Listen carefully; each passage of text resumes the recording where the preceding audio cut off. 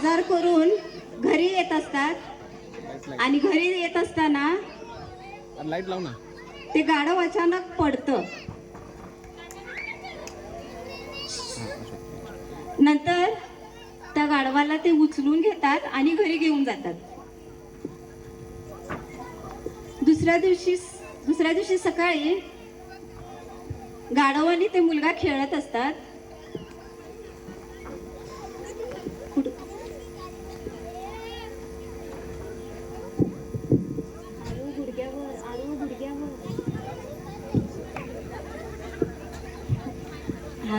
त्यांना खेळतेलं बघून त्यांचा बाप मुलग्याजवळ जातो आणि त्याला म्हणतो, बाळा इकडे ये. मग मुलगा जवळ गेल्यानंतर बाप त्याला म्हणतोय की आता आपण स्मॉल वनला बाजारात विकूया, कारण ते आता वृद्ध झालंय, त्याचा काहीही उपयोग नाही आणि आपल्याला ते पुढं त्रासाचं होणार, त्याचा खर्च मला झेपणार नाही आणि यावेळेला आपण विकून येऊया.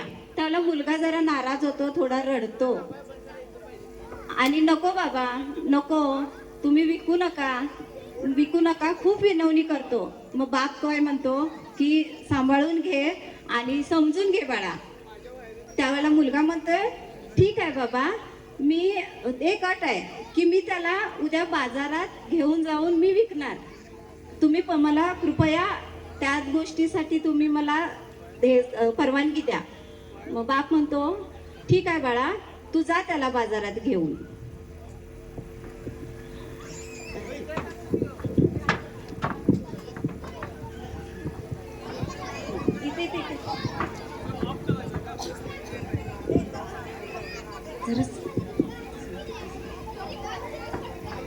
बाजारात मुलगा गाढवाला बाजारात घेऊन जातो आणि जात असताना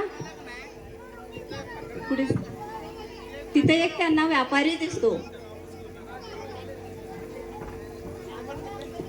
आणि व्यापारी त्या मुलग्याला विचारतोय, काय रे बाळा, तू गाढवाला घेऊन कुठं जात आहेस?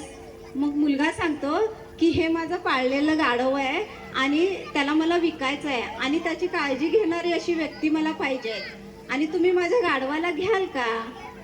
तेव्हा तो व्यापारी म्हणतो, ठीक आहे.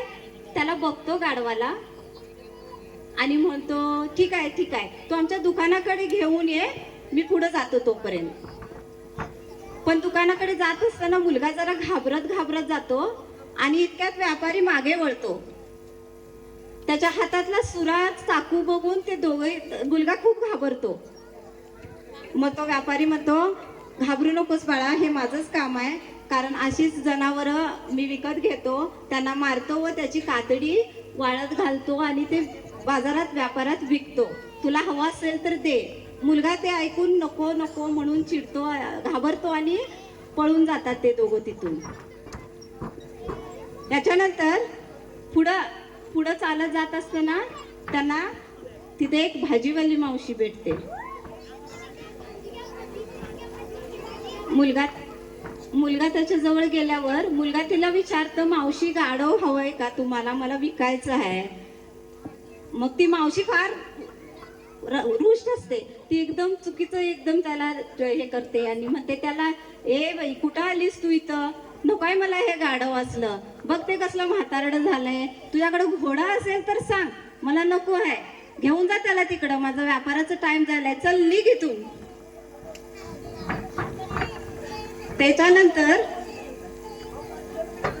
त्याच्यानंतर पुढेच हा सगळा प्रकार एक चोरांची टोळी, बदमाश लोकांची टोळी तिथं पाहत असते आणि ते सगळं पाहतात आणि ही गाढवाला घेऊन जात असते. त्याच्यानंतर त्या टोळीतला त्यांचा म्होरक्या पुढे येतो आणि त्याला विचारतो, ए पोरा कुठं चाललायस ह्या गाढवाला घेऊन? मग मुलगा म्हणतो की माझं हे गाढव आहे आणि मला हे विकायचं आहे. त्यावेळेला तो मुलगा म्हणतोय, होय काय, मी घेतो, काय असेल ते तुझे पैसे दे, तू गाढवाला आण इकडे. मग मुलगा खुश होतो आणि तो गाढव त्यांच्याकडे देतो आणि त्याच्यानंतर तो मुलगा त्यांच्याकडे पैसे मागतो. पैसे मागत असताना ते त्याला झिडकारतात, त्याला छळतात आणि देत नाहीत, त्याला त्रास देतात. त्रास देतात आणि त्याला ढकलतात जोरात. हे सगळं पाहून गाढवाला राग येतोय आणि गाढव त्यांना लाथ मारतो आणि मुलं घाबरून पळून जातात. असंच ते दिवसभर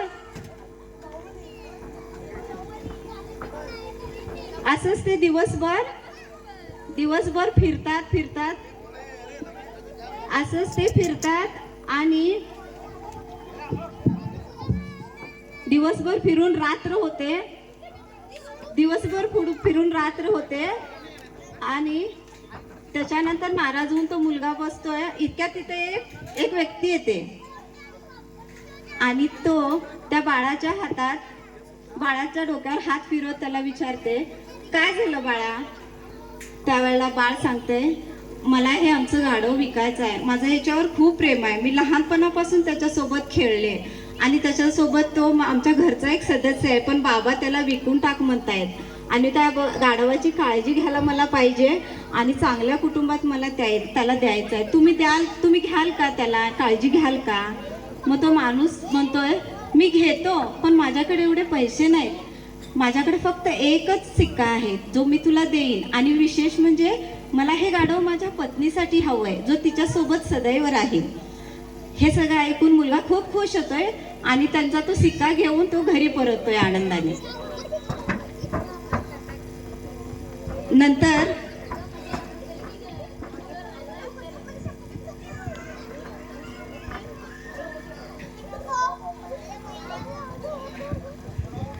नंतर तो आपल्या पत्नीला गाढवावरती घेऊन आपल्या झोपडीकडे जायला निघतो.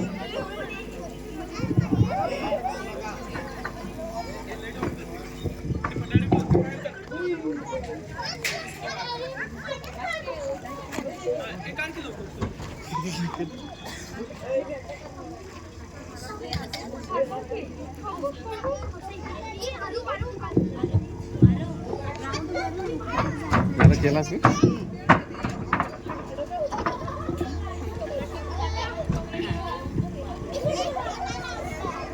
ते झोपडीमध्ये जाऊन ती थांबते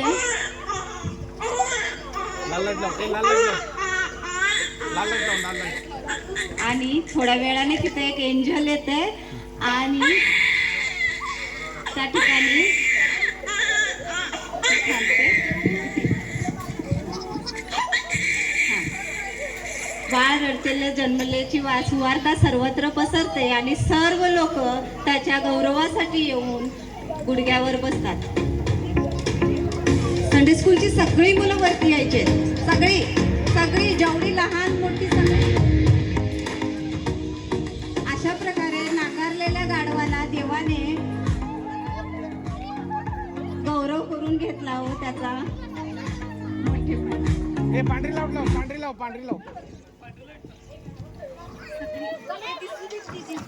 लाव म्युझिक लाव.